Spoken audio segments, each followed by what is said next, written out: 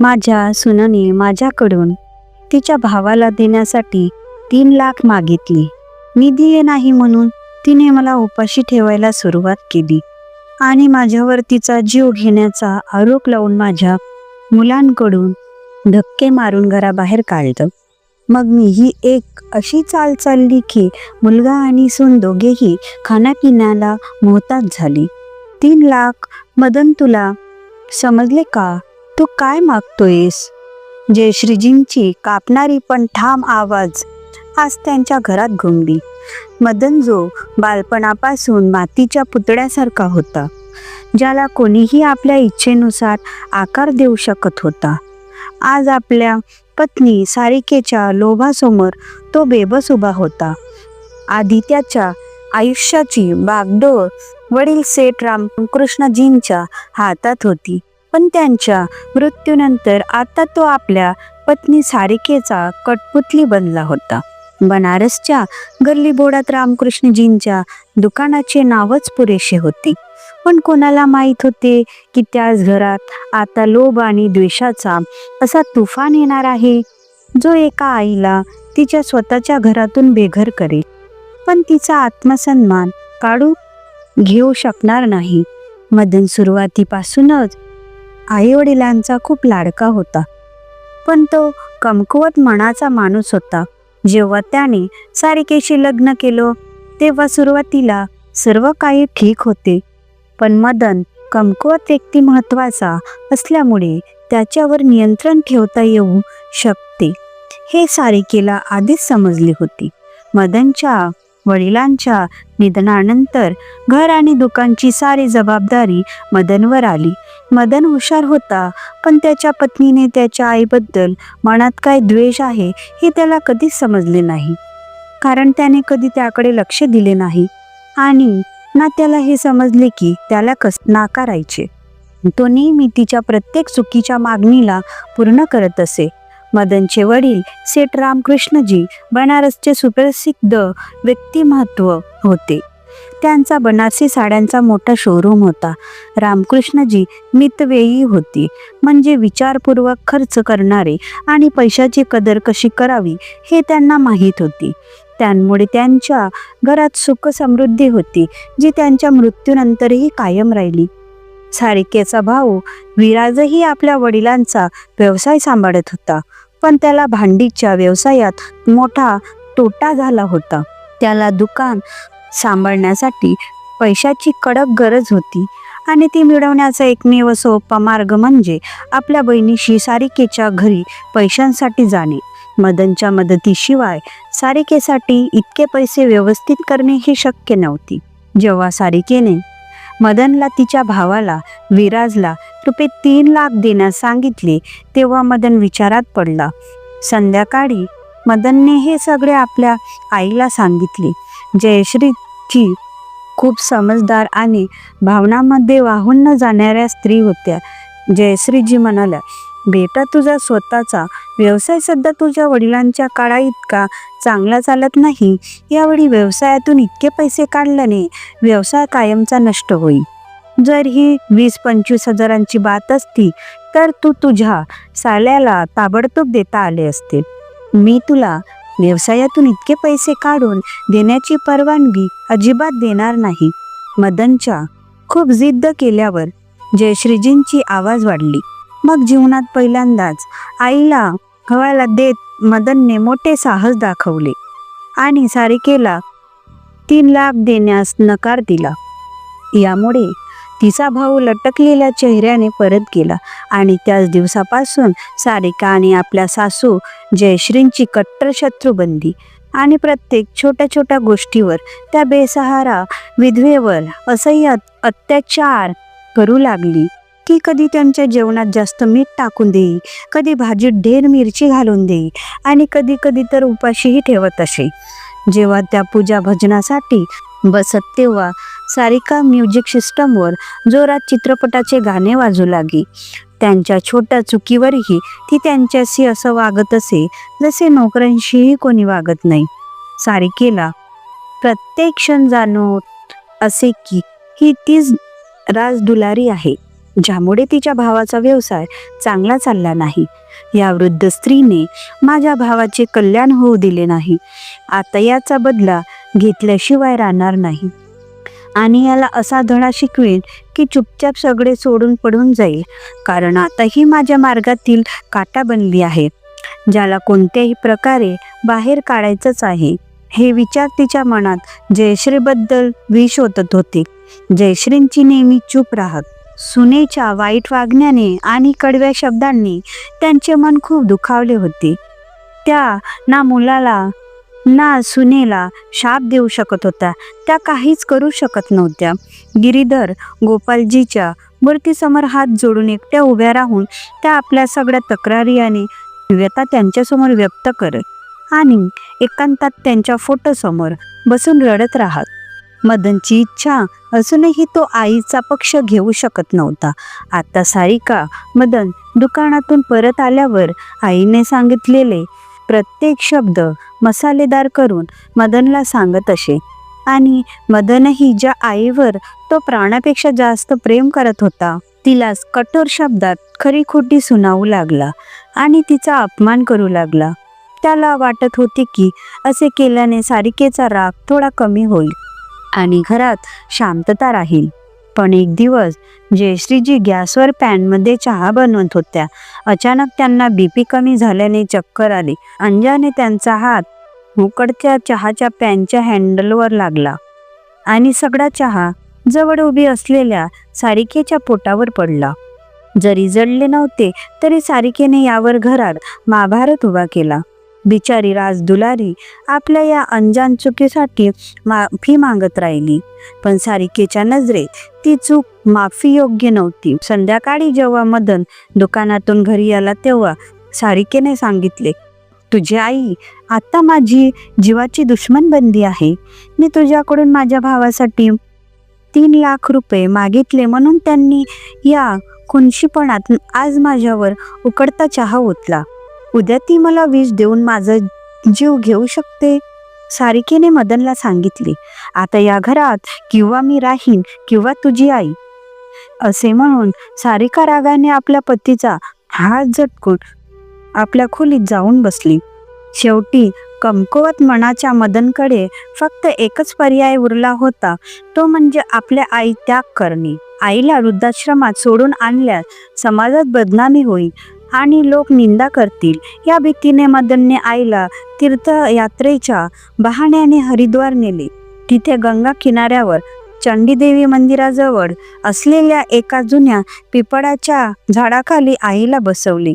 आई, तुम्ही इथे बसा, मी राहण्यासाठी धर्मशाळा पाहून 2 तासात येतो. असे म्हणून तो तिला कायमची तिथे बेसहारा सोडून पडून गेला. आईला अशा प्रकारे बेसहारा सोडून आल्यानंतर मदन पूर्णपणे हताश झाला. आपल्या केलेल्या या अपराधासाठी त्यांचे मन त्याला प्रत्येक क्षण सतावत होते. आता सारिका पैसा खर्च करण्यासाठी पूर्णपणे स्वतंत्र झाली होती. मदनवर दबाव टाकून ती जिथे हवे तिथे पैसा खर्च करत होती. तिने फसवणूक आणि प्रेमाने व्यवसायातून 3 लाख पुंजी काढली आणि तिच्या भावाला विराजला दिली. 3 लाखाची पुंजी कोणत्याही व्यवसायासाठी खूप मोठी रक्कम असते. इतकी मोठी रक्कम काढल्यानंतर मदनच्या व्यवसायात ती मंदावली आणि हळूहळू व्यवसाय तोट्यात गेला, ज्यामुळे मदनला दुकान बंद करावे लागले. घरात 2 मुलांचा भार आणि बेअक्कल पत्नीचे हायफाय खर्चाने मदनचे आयुष्य खूप कठीण झाले. गरिबीच्या त्या दिवसात त्याच्या एका ओळखीच्या व्यक्तीने त्याला एका कारखान्यात नोकरी मिळवून दिली. काही दिवसांनी जेव्हा त्याला त्या कारखान्यात आईच्या हातून पुरस्कार मिळाला तेव्हा मदनच्या पायाखालची जमीन सरकली, कारण त्याला वाटले होते की मी तर आईला चंडीदेवी मंदिराजवळ सोडून आलो होतो, मग आई इथे पुरस्कार देण्यासाठी कशी पोहोचली. तो आश्चर्यचकित होऊन आईकडे पाहत राहिला. उन्हाळ्याच्या दुपारी बेतवा नदीच्या किनाऱ्यावर शांतता पसरली होती. भयंकर उन्हाळा, कोरडी गवत आणि पाने उडवत होता. गंगा नदीच्या किनाऱ्यावर चंडीदेवी मंदिर बांधले आहे. त्याच्या बाहेर एक पिपळ आणि एक निमचे झाड आहे.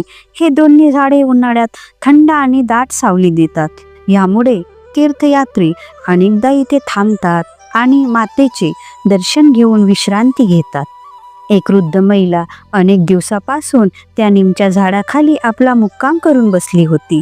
तेव्हा ती एखाद्या शहरातील राहणारी आणि चांगल्या श्रीमंत कुटुंबातील दिसत होती. पण आता फाटक्या कपड्यात तिथेच पडलेली होती. आज सुमारे 15वा दिवस होता. ती मंदिराच्या प्रसादावर किंवा राहणाऱ्यांनी दिलेल्या अन्नावर जगत होती. सतीश धुमक्कड स्वभावाचा होता.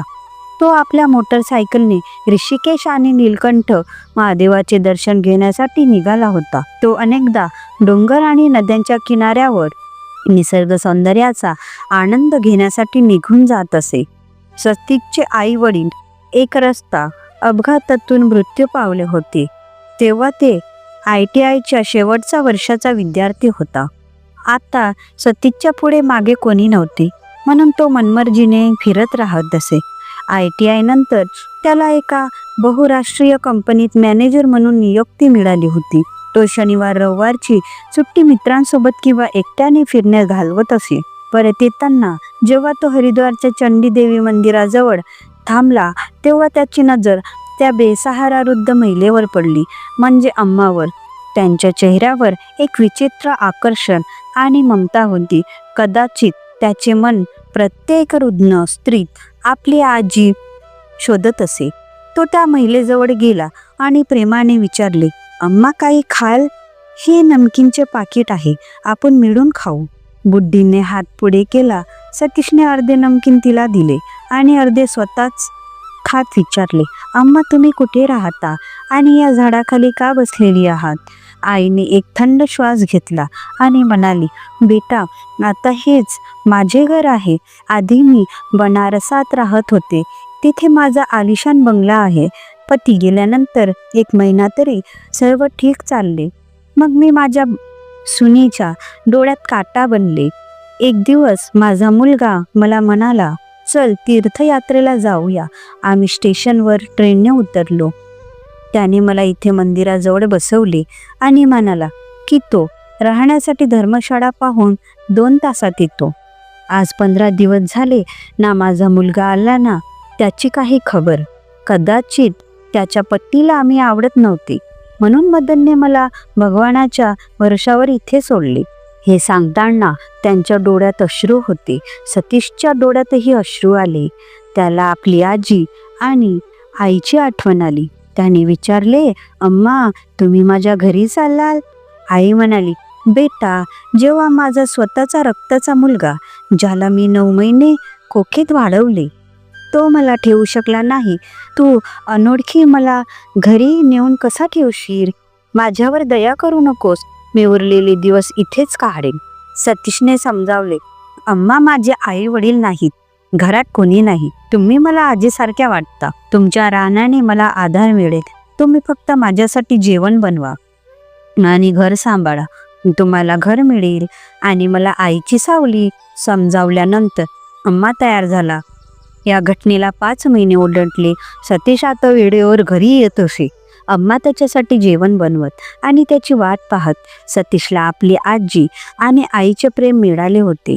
सतीशने आता आपला स्वतःचा छोटा कारखाना सुरू करण्याचा निर्णय घेतला आणि त्यांचे उद्घाटन अम्माच्या हातून करवले.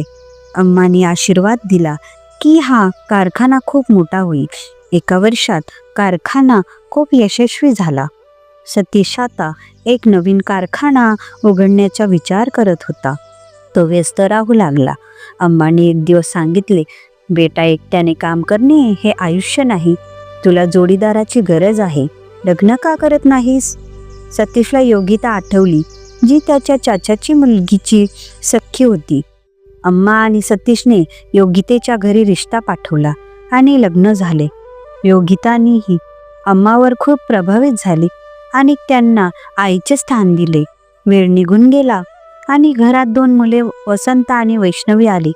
अम्मा आता मुलांची आजी बनल्या होत्या. त्यांची जबाबदारी वाढली होती. सतीश आता खूप मोठा उद्योगपती बनला होता. त्याच्या शाखा देशाच्या प्रमुख शहरात उघडल्या होत्या. दुसरीकडे मदनजाने आईला सोडले होते. तो स्वतःला अपराधी समजत होता. पत्नीच्या सांगण्यावरून त्याने आईला सोडले, पण तो आतून रडत राहत असे. घरात आता फक्त पत्नीचे राज्य होते. त्याला आईचे ते स्वप्न आठवले जे त्याने काही दिवसापूर्वी पाहिले होते, ज्यात आई म्हणत होती, बेटा तू जातोस तर जा, पण लक्षात ठेव, भगवानच्या ठिकाणी देर आहे, अंधेर नाही. आणि आज तेच होत आहे, कारण फिजूल खर्ची आणि चुकीच्या ठिकाणी गुंतवणुकीमुळे वडिलांनी उभारलेला व्यवसाय हळूहळू नष्ट झाला. दुकान बंद करावे लागले. त्याला आणि त्याच्या पत्नीला आटेदालचा भाव समजू लागला. एका मित्राच्या मदतीने त्याला कारखान्यात नोकरी मिळाली. तो हुशार होता म्हणून कारखान्यात नेमतीने काम करू लागला. त्याच्या कंपनीचा वार्षिक समारोह होता. उत्तम कामासाठी मदनला पुरस्कार मिळाला होता. पुरस्कार कंपनीच्या MD कडून देण्यात येणार होता. जेव्हा समारोह सुरू झाला तेव्हा MD सतीश मंचावर आले आणि म्हणाले, ही यश माझ्या अम्माच्या आशीर्वादाने आहे, म्हणून पुरस्कारही तेच देतील. अम्मा, मंचावर या. टाळ्यांच्या गजरात त्यांचे स्वागत झाले. त्या जुन्या आठवणी ठरवल्या. जेव्हा निवेदकाने नाव पुकारले, मदन जयस्वाल, तेव्हा अम्माच्या चेहऱ्यावर अनेक भाव उमटले. समोर उभा असलेला माणूस त्यांचा स्वतःचा मुलगा मदन होता. तोच मुलगा ज्याने त्यांना क्रूरपणे मंदिरात सोडले होते. मदनने जेव्हा पाहिले की पुरस्कार देणारी महिला आपली आई आहे, तेव्हा त्याचे होश उडाले. तो कापू लागला आणि आईच्या चरणी पडला. आई, मला माफ कर, तू घरी चल, अम्मानी कठोरपणे सांगितले. काय आई आणि काय घर? माझा मुलगा त्या दिवशी मेला ज्या दिवशी त्याने मला गंगा नदीच्या काठावर मंदिरात सोडले. आजपासून ना मी तुझी आई आहे ना तू माझा मुलगा, असे म्हणून अम्मा आपल्या जागी परत बसल्या. मदनने लाख माफी मागितली, पण आज एक आईने हार मानली नाही. मदन दुःखी मनाने घरी परतला. त्याला आपल्या चुकीचा खोल पश्चाताप झाला. त्याला पत्नीवर राग आला. त्याने आपला बॅग पॅक करायला सुरुवात केली. जेव्हा पत्नीने विचारले, हे काय करतोयस, तेव्हा त्याने तिला जोरदार थुपट मारली आणि म्हणाला, तुझ्यामुळे मी आईला गमावले. आज ती मोठ्या साम्राज्याची मालकीण आहे, मी एक नोकर. पत्नीनेही रडत माफी मागितली आणि म्हणाली की तीही आईला माफी मागण्यासाठी जाईल. मदन आपल्या पत्नी आणि 2 मुलांना घेऊन सतीशच्या घरी पोहोचला. तिथे त्याने आईला गिडगिडून माफी मागितली. सतीशने जेव्हा सगळी हकीकत ऐकली तेव्हा त्याला खूप वाईट वाटले. त्याने मदनला सांगितले, ज्यांच्याकडे आई आहे ते तिची कदर करत नाही. तू त्या आईला सोडली ज्याने तुला वाढवले. मी अम्मांना कधीही तुझ्याकडे पाठवणार नाही. अम्मांनीही स्पष्ट केले की त्या आता सतीश सोबतच राहतील, कारण मदनची चूक माफी योग्य नाही. मदन आणि त्यांचे कुटुंब निराश होऊन तिथून परत गेले. लक्षात ठेवा, आई ही कोणती वस्तू नाही की जुन्या झाल्यावर घरातून बाहेर काढता येईल. आज तुम्ही जे तुमच्या मनात मातापित्यांसोबत करत आहात, उद्या तेच तुमचे मुले तुमच्यासोबत करतील. लक्षात ठेवा, कर्म फिरून नेहमी परत येतो.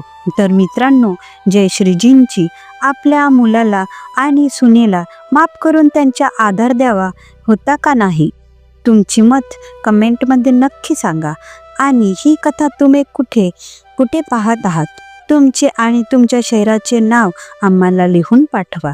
आणि जर कथा आवडली असेल तर चॅनलला सबस्क्राईब करा. व्हिडिओला लाईक करायला विसरू नका.